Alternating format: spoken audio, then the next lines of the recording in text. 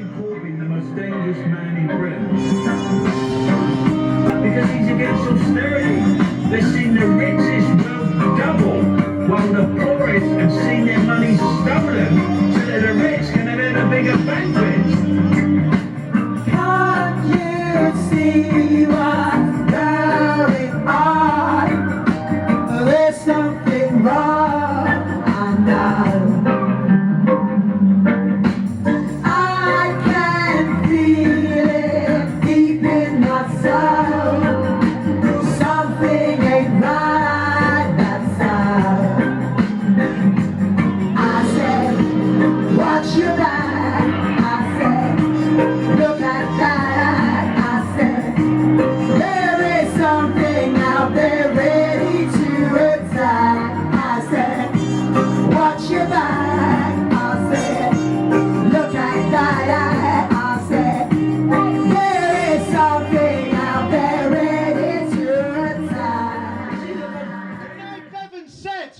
No amount of ethical or social seduction shall eradicate from my heart the burning hatred. It was of the Tory party, not the membership of the Labour Party or working class people who deserve a voice. And we're not a cult, we're not a rebel, and we're not ducks. We're working class organisations that represent the Labour movement. That's who we are. My union supports and stands with Jeremy Corbyn. Why? Because the policies Jeremy Corbyn wants to see is when he gets to become the next Prime Minister of this country.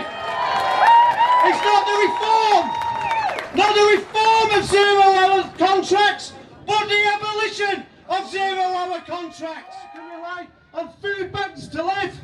Our society can be different, where we have politics that represents us, and that's what Jeremy Corbyn does, because it's not just about one man, it's about us, and this is our chance. Let's make history. Solidarity. I have something to admit to you all. I'm a migrant. Don't tell anyone, I've just come from Folkestone down the coast. But let's keep it between ourselves. But I'd like to tell you something about the history of Folkestone that makes me particularly proud to call it home. Early in the First World War, Germany invaded Belgium. Civilians were displaced, as they always are when war breaks out. Many crossed the Channel seeking refuge. And Folkestone, in 1 month in August 1914, took in 40,000 refugees at a time when the population of the town was just 20,000. And the town grew. Not only did it grow, it prospered, but the people of Folkestone didn't do it for economic reasons, they did it because it was the right thing to do.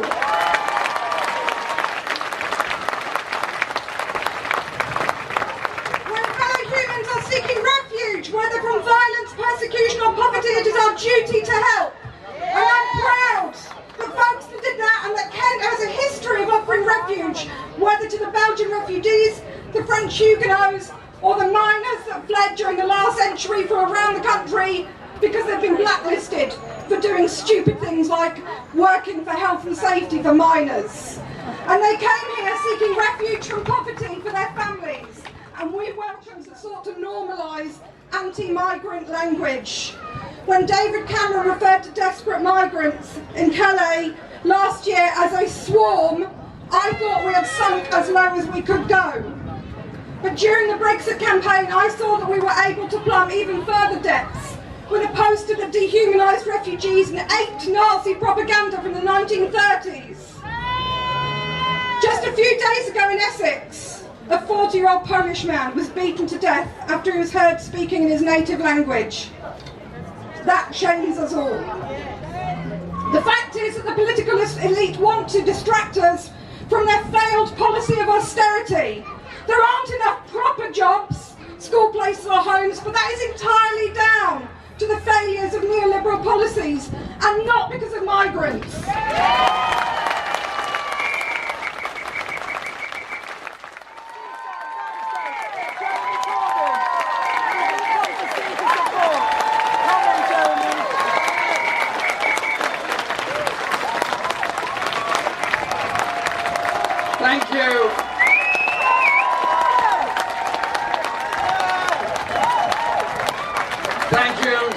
much, everyone that's come here today.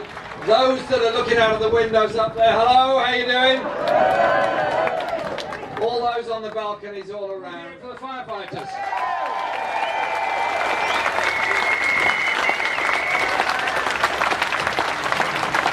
And you've heard all the speakers today. You've heard people speaking on behalf of WASPI, you've heard the health service, you've heard local councillors, you've heard anti-racist campaigns, you've heard a whole range of people, all coming together because they want to achieve something together. What our campaign is about is bringing together people with hopes, with ideas, with ambitions for all of us, not just for themselves. It's about uniting people as to the kind of world, kind of society and kind of politics that we want to take us there. First of all, last summer the Labour Party in Parliament was abstaining on a welfare reform bill that was going to take £12 billion out of the pockets of the most desperate people in our society. I am not abstaining when poor people are having the money ripped out of their pockets by a Tory government. And we are not going into the blame culture of those people that quite legitimately apply for DWP support. And actually I don't even like using the word welfare. As far as I'm concerned, it should be called social security. The security for all of us. Benefit from a well-qualified, well-trained society. We all benefit from a good doctor or a good nurse or a good teacher. It's all about whether you want to invest in society as a whole or not. And so we're suggesting a national education service that has the idea that education is for all of us, is a right for all of us, and should not be rationed as a privilege for those that can afford a free school or an academy to compete with the school down the road and see if they can get away with lower wages or worse working conditions for the teachers or anybody else working within it. But life is about developing an economy, of course. Life is about making sure people get jobs and housing, of course. Life is about all of those things. But it's also about all our cultural endeavours and ability. Cutting back on public spending, the policy of rolling back the performance of the state in people's lives in health and housing and education was at an end. So far as we're concerned, austerity is a political choice made by the right, who are trying to say that the banking crisis of 2008 was caused by too much public expenditure and that by a process of austerity somehow or other you deal with it. 6 years of austerity have brought us what? Greater inequality, greater levels of poverty, longer housing waiting lists, more overcrowding in the schools, greater indebtedness in our National Health Service, and too many people working in insecure jobs on 0 hours contracts, as Ian so brilliantly pointed out in his speech. There is a different and alternative way of doing things. There's a different and alternative way of doing our politics. So just as much as we disagree with top-down, trickle-down economics, we also disagree with top-down, hand-me-down politics that where policies are decided at the top and the rest have to like it or lump it. Let's do it all the other way round. In Thanet, it's £400. You go through a whole list and you find lower wages, less job opportunities, less economic development in the area. The solution isn't to blame somebody because they live in Thanet and are doing their best and making the best of their lives and trying to make the community better. It's instead to say to our government, say to our party, and say to the policies that we need, the way forward is to invest in a growing economy, invest in young people, invest in health, invest in opportunity. You look down down there, you see that massive wind farm. See the jobs that can be created if we had a proper system of feed-in tariffs to encourage, not penalise people for trying to generate their own electricity, or communities trying to generate their own electricity.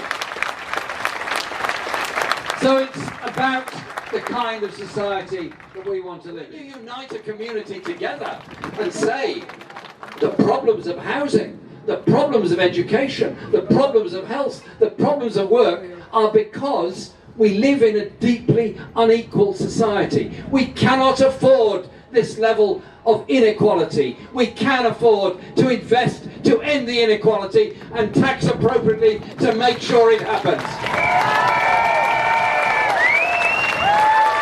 And so, as we go back to Parliament on Monday, we'll be challenging this government on the poverty, on the inequality, challenging Theresa May on a wish to repeal the Human Rights Act and walk away from the European Convention. We will be standing up for human rights in Britain and all over the world. We will be standing for the kind of society and kind of community we want to live in. It's this unity of bringing so many people together that in some cases is a difficult lesson for some people to understand. But once the genie is out of the bottle, once the determination of all of us together to bring about that better society, to ensure that those with disabilities are not poor and discriminated against, those with difficulties from mental health are not discriminated against, those living in poverty can see some light at the end of the tunnel. That is the strength of this movement. That is the strength of all of us when we come together. So I conclude with this. Thank you for coming. Thank you for what you said. Thank you for what you're doing. And thank you for trying to create a decent, harmonious, socially just society in Britain and be that influence around the world. Thank you very much. When you feel the power is gone, and you know you're guiding you wrong, and the energy that you have is waning, and the ammonium on increase, when you see the mark of the beast, and the boat you see the resistance that's training, when you feel the power is gone, and you know they're guiding you wrong, and the energy that you have is waning, and the ammonium